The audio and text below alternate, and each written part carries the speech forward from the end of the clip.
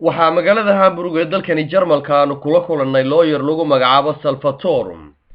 oo Talyaani ah oo ay soo casubeen qolyaha u dooda qaxoontiga ee magaaladan Hamburg kaasi oo ka doodaya markii ugu horeysay ee qaxoonti tiradoodu ay gaadhayso 300 oo ka soo jeeda qaaradda Afrika ay si wada jira hal mar u yimaadaan magaaladan Hamburg ugana soo baxeen dalkaasi Talyaaniga dai titolari di protezione internazionale che sono sbarcati a Lampedusa un paio di anni fa con l'emergenza, accolti con l'emergenza Nord Africa dal governo italiano, che poi sono venuti qui in Germania a cercare un luogo migliore dove poter waad mahadsan tahay waxaan u yimi dadka qaxoontiga ah ee iyagu ka yimid dalka Talyaaniga ee soo gaaray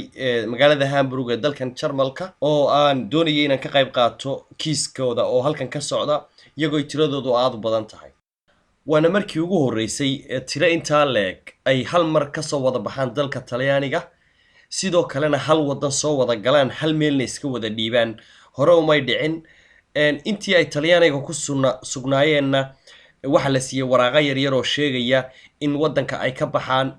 sida aan anigu halkan ku arkay waraqahaas iyo waliba lacag qadar 500 euro ah oo la isugu daray oo la yiri Yurubta kale ku aada marka halkan bay yimaadeen waanigan imikaaniguna jooga markii hore iyaga uma doodayna qaar kale oo qaxoontiga kamid ah doodayay intii qabowgu jiray waxa ay ku noolaayeen meelaha qabowga laga galo laakiin markii kuleylku yimi waa laga soo saaray meeshii banaanka ay seexdaan dacwadooduna way socotaa inta ka war hayay imika lawyer Salvatore ayaan weydiiyay bal sida xaaladda dadka qaxoontiga ee ku nool dalka Talyaanigu ay u maareyn karaan noloshooda maadaama aanay jirin waxyaabo ka saacidaya sida ay ula qaybsan lahaayeen dalkaas waxaana uu ku jawaabay Nord Africa dal governo italiano che poi sono venuti qui in Germania a cercare un luogo migliore dove poter way adag tahay waanu ka war haynaa in noloshu ay aad u adag tahay oo waxyaalo badan oo aanay garanayn ay la kulmayaan laakiin waxaan u sheegayaa dadka in sharci cusub oo hadda soo baxay oo midowga Yurub ka dhaxeeya uu dhigayo in qofku wadanka Talyaaniga marka uu joogo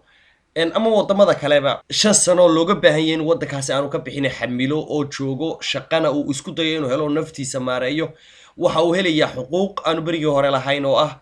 in marka wadanku doono oo Yurubta kale uu shaqo tagi karo oo aan la oranay 3 bilood gudahood waa inaad wadankii aad markii hore sharcigiisa haysatay ku laabataa ee uu xaq u leeyahay kaas intii sanadood uu doono inuu shaqadiisa ka sii wadan karo Mustafa Xaaji Aadan Haarun telefishinka caalamiga ee Home Cable TV wararka Yurub